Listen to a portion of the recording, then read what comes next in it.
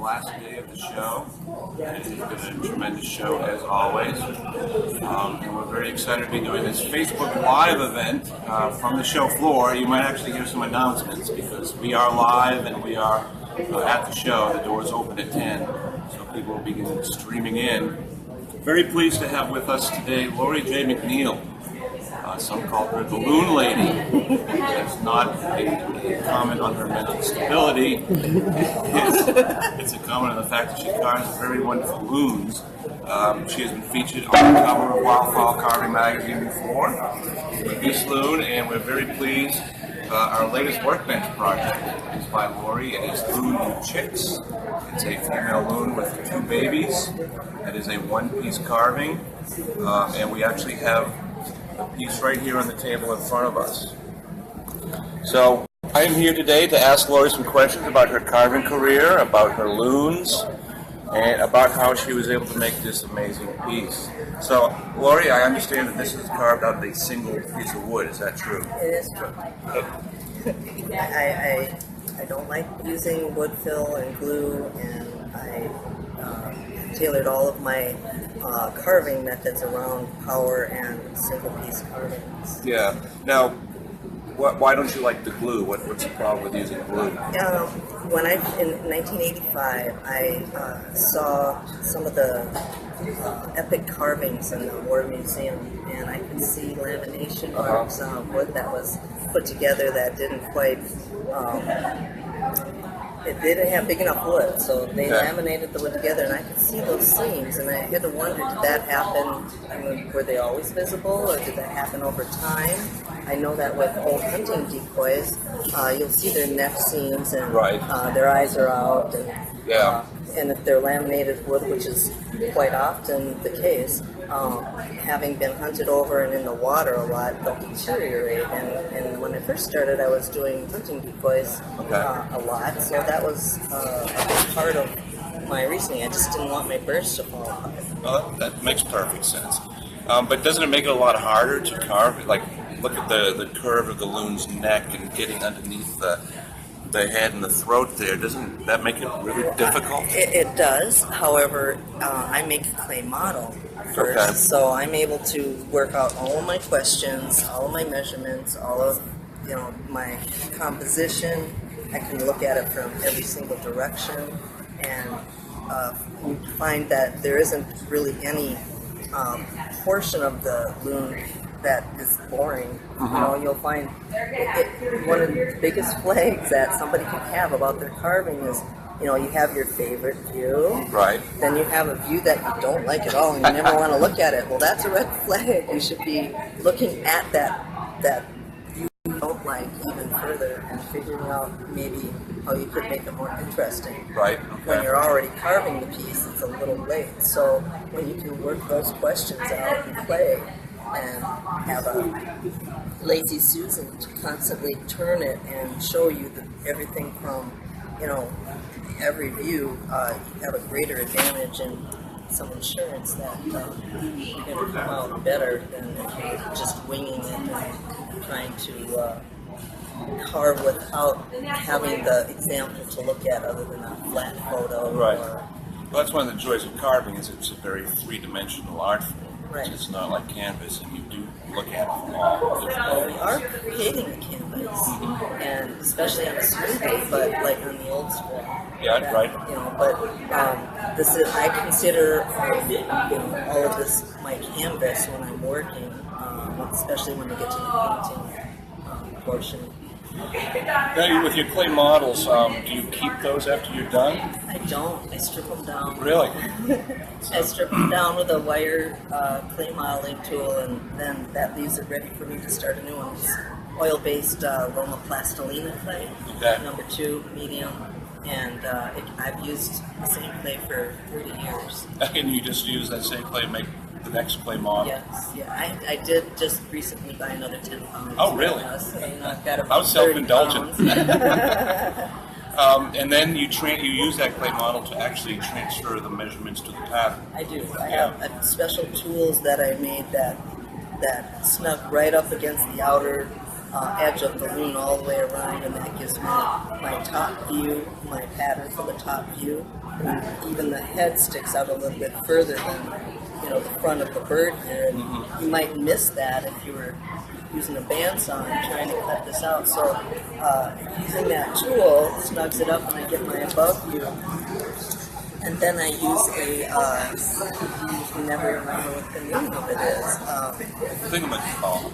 Well, right, it's got, no. A doohickey. It's a measuring tool that allows me to measure the height. Like a caliper type thing? It's a... It's in the book. It is. It's in the book. You'll have to get the book to know. Yeah, we'll let it be a mystery. I do want to point out that this is available for the Wildfowl Carving shop online. So it's wildfowl-carving.com. It is a wonderful book. And Laurie does explain this in great detail. So, even a relative beginning carver could try to tackle a project as complicated as this, and Laurie will walk him or her through it step by step. Well, and the other thing about the book is that the techniques that I'm using are all applicable to all decorative carvings. It doesn't have to be just a loon. All the tools and methods I'm using can be applied to any kind of waterfowl or any kind of carving that you want. Yeah. It's an entire carving course in one book. Let's go back in time a little bit. Tell me a little bit about how you got interested in carving in the first place. Back in about 1984, my mom had a stained glass studio, and I would help her execute her stained glass windows. Okay. And there was a guy who rented a little bit of space from her, and he was using pre-carved blanks. I didn't know that's what they were at the time, but he was, whittling a little bit here and a little bit there, and I watched him over a 3 weeks period of time, and I thought, I think I could do that, and I think I could do it better.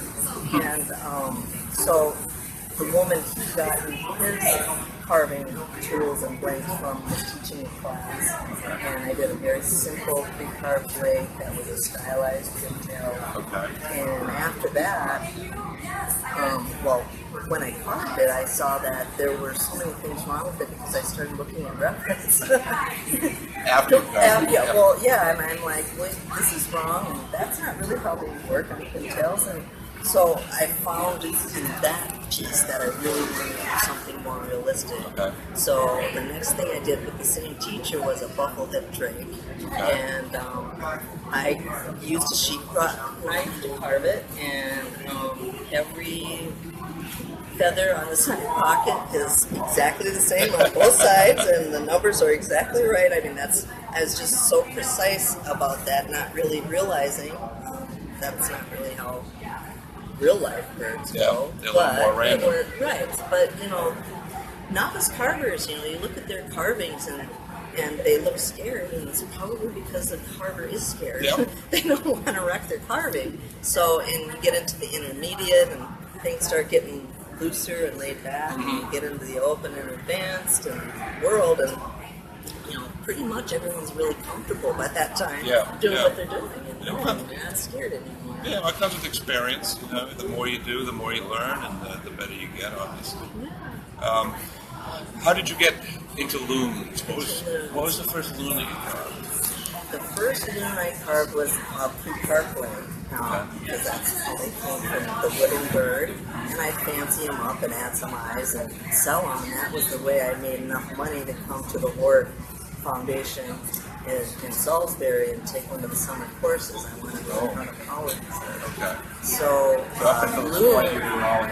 I was. Sheetrock.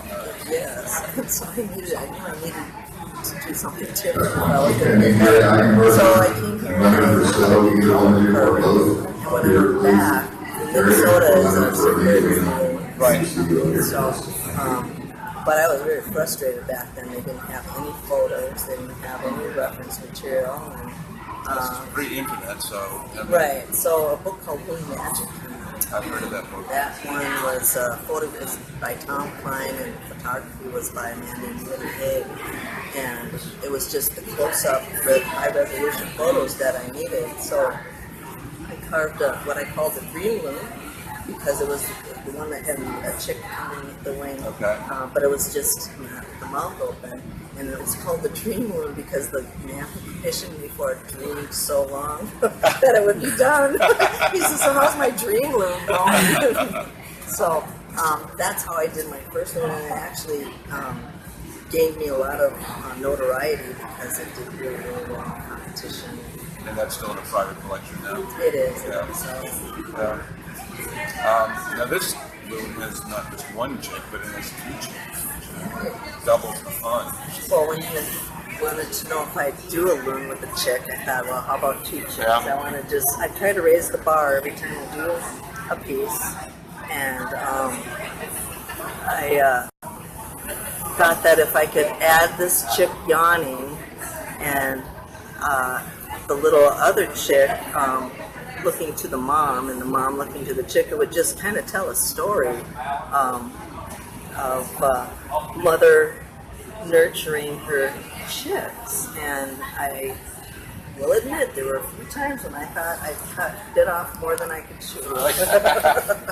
Yeah, it's like, how am I going to get into this area? And you have to really be inventive. You have to work out the problem, maybe even step away from it for a day or two and then come back. And a lot of times, your fresh brain will show you the way. Yeah. I say a prayer, too. That could be helpful. Yes.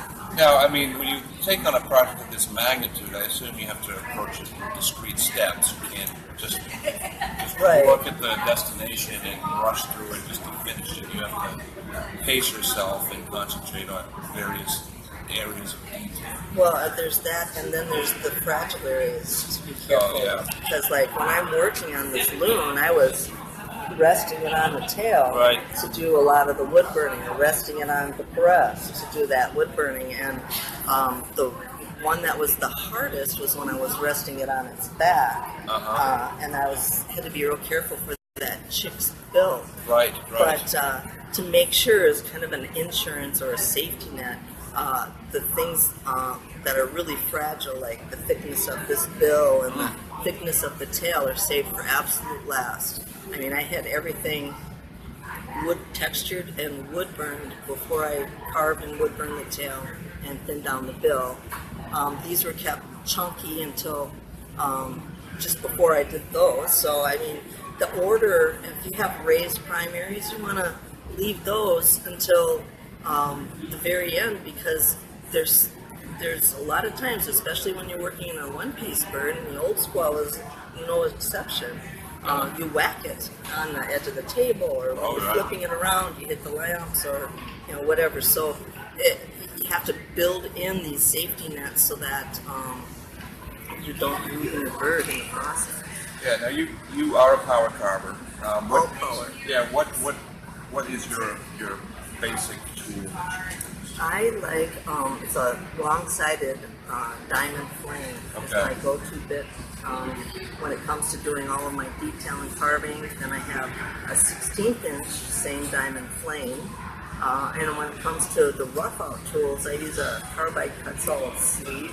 Okay. It's 1/2 inch by 2.5 inches, and it just hogs off the wood when I'm doing the rough-out. And because it's got the flat sides, when I carve and I remove my wood, I cut straight in and or straight down and straight in, because my pattern's showing me that that's how far I can go. So when you cut it right angles, getting all those right angles in, then you can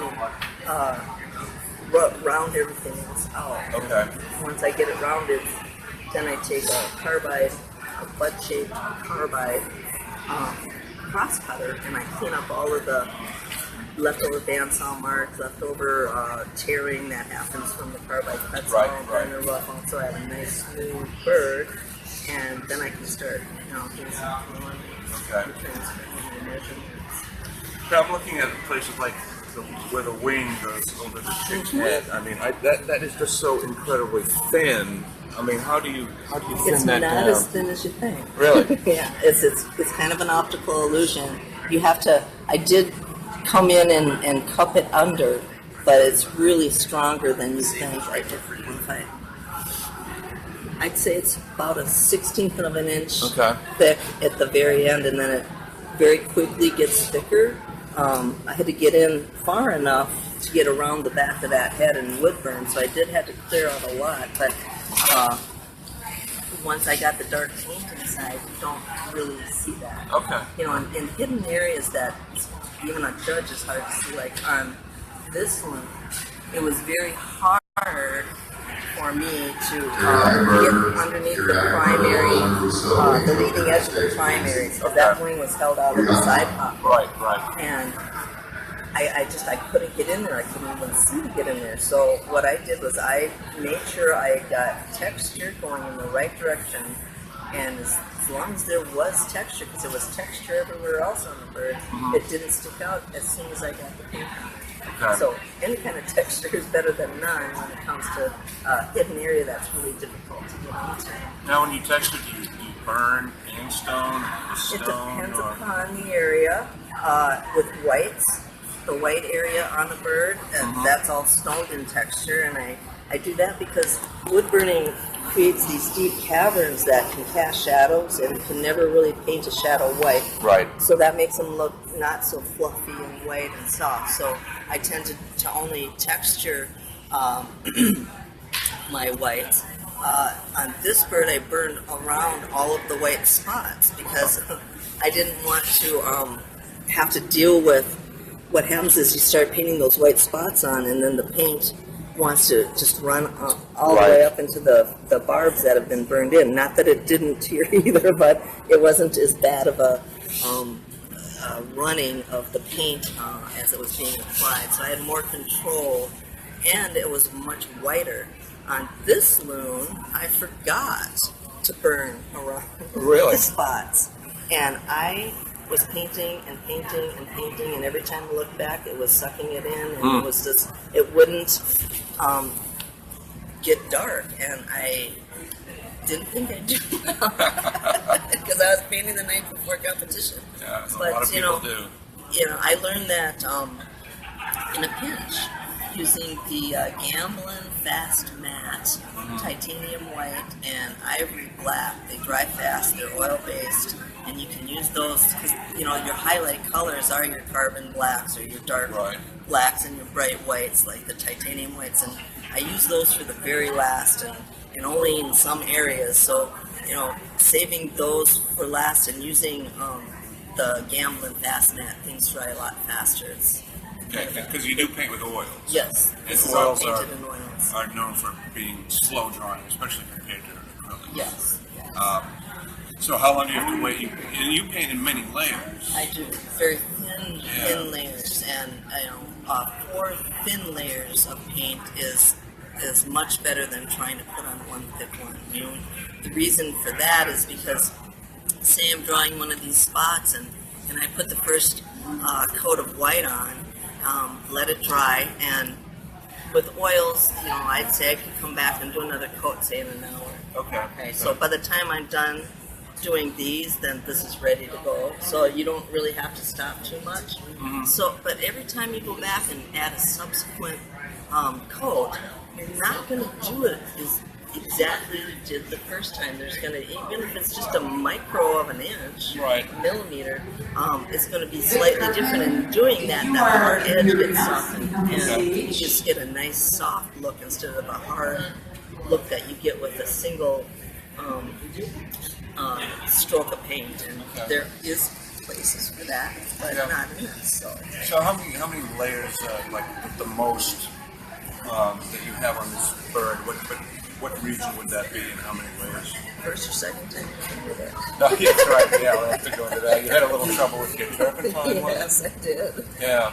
No, I had some turpentine go bad on me, and it kind of turned to varnish. And that I'd added, my last paint was the whites, fast matte. So it's supposed to be matte, it's supposed to dry overnight. When I woke up, it was as shiny as the moment I put it on, and I was horrified. I contacted you. I told you I had to start over. So lacquer thinner. All of my hands were green from trying to get all the paint off of everything. And so I went and got new lacquer thinner. New Grumbacher turpentine. and started over. There was some tinting that had occurred that, you know, the look of this is different than it would have been if I hadn't had the issue. And I'm not saying it would be it's worse or better, it's just different. And so I had a lot of the base colors that I already, the lighter color that I have on the bird was still tinted into the base, into the actual surface of the wood, because it kind of sucks it in. But I gotten off all the shiny lacquer, varnished like shine that had been on it, and it was. I didn't know if I'd be able to save it, and I was blessed. Fortunately, yes. And that's the kind of experience that they go through. Well, and it does, and you gotta figure out what to do, and don't give up. You know, if you got an issue that happened, use it as a learning experience. Exactly. That's one thing I really like about this book, is because I think when a beginner carver is doing a project and something goes wrong, they might tend to give up. You know, I've ruined this carving, but they can find that there are solutions, and even the best carvers like yourself run into problems and have to find ways to fix them. And in my early years, I would think that I took way too much wood off of, you know, around a neck, and it was wrong, and it's because there was so much other wood left on the rest of the bird. It was what I call a dorky state, where things aren't just quite right yet. That you've taken more wood off of one area and it's not evenly being removed, and you end up learning to do it evenly so you don't have these issues. But in the very beginning, you take off too much wood and you're in tears and I just wrecked my bird, put it away for the night. And then you get up the next morning and you're looking at it, it's like, I didn't take off too much wood. There's way much more wood over there, way more wood over there, and if I remove that, everything's going to be fine. Yeah. So don't give up. Yeah, keep things in perspective. Now, one thing I love about this carving are the chicks, and the texturing on their heads is just amazing. How did you accomplish that? When I had done the Dream Moon chick, I had used a hot tool with the extended cone copper tip. It's just a super fine needle point. And I went in 50 million times with the wood burner. And it worked really well. It was effective. I could, towards the end, I could like lean on one side and lean the other and just open it up just a little bit. And I bought a new hot tool. I bought new copper tips. And at the very end, just before I was going to do this, I chose to try doing it with a needle diamond, because it was actually finer than the copper hot tool tip. Yeah. So, and then again, it was 50 million. It was fuzzier. It got really kind of fuzzy, and I didn't know if it would stay, and it didn't stay as fuzzy as it was when I worked on it, because that was like the sawdust and things like that, but I still felt it was effective enough, and I was real pleased with it. Yeah, I think it turned out amazing. Thank you. And also the inside of the yawning chick's mouth. I mean, the detail on that. It was kind of funny. I'll tip it up so you can maybe see better. What I did was, they've got these V's that point down the throat, and that's for when they eat fish. It's a one-way trip. Right. It's best that way. The scales get caught and they don't come back out. So I didn't know how I was gonna carve that detail. Okay. But you get to this point and you got all of this stuff done and you haven't screwed it up yet. Yeah. You don't want to screw it up. Absolutely so not. I thought, okay, I'll pencil on what I want to carve. And when I put the pencil marks on there and I stood back and I looked at it, I thought, that looks like I carved it. So I painted the mouth, and I did it in thin washes so that pencil showed through, and then I came back with white and I tipped off each of those points, which made them look like they were sticking out, and it's an optical illusion, and it's pencil and pencil and thin oils. Well, you have to have a really steady hand to do that, I would think. I mean, I don't see that I would be able to do that without wounding. Yeah. For now, I have a steady hand. Yeah. And I'm blessed with that too. But yeah, it's and some of the challenging areas would be like burning the primary feathers and the barbs in that. I mean, you can't really screw that up. It's gotta those lines, feathers zips together, and it's not going to pile up on each other unless there's something wrong with it. So how hot do you keep your burner? I burn at about, I call it brown sugar. Okay.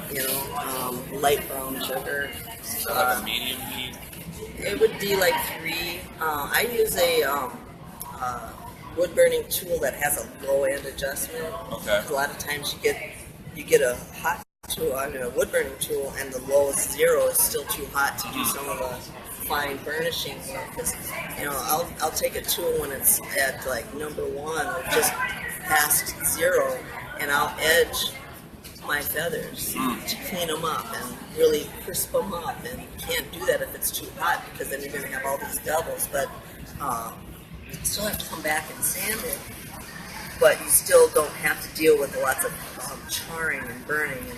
And when a wood gets charred, it's sealed in a different way that the rest of the wood is, and it just gets shiny. That affects the paint. It does. Yeah. And so, and the bevels, a bird isn't shiny that has all of these different interruptions in the surface because of the wood burning. It's throwing the light off in several different directions, where you have a smooth bird and you're not using matte paint, it's real easy for that to be shiny, and that's all you see is the one surface reflecting the light. So breaking it all up makes it softer. And the wood burning, I try to wood burn as accurate as I can and slow. You have to adjust your wood burner to work to your speed. I mean, you might be a quick wood burner, and then you have to turn it up. But if you're slow, you got to turn it down because it's gonna char more. Exactly. Now, do I recall you saying that when you're doing texturing and painting, you like to work on one side and then the other? I work evenly from side to side because I feel like I know, at least for me, if I were to work all of the wood burning on this side and sitting, and then I go to bed and pick up the next morning and I get a really bad phone call, or I'm just not in a great mood, I don't feel well, or I'm hurried, whatever. There's a lot of different reasons I'm not going to sit down and have the same frame of mind, and I might burn tighter, I might burn looser, I might not be as refined. So what I'll do is I'll burn, this far on one side, and then I'll go over to this side, just go back and forth that way. At least it's even. Yeah, you get a nice consistency. And it's the same thing with the painting. You want to do the same thing, whether it's painting or a smoothie or painting a decorative. Your mood's going to change whether you're painting or you're carving or you're wood burning.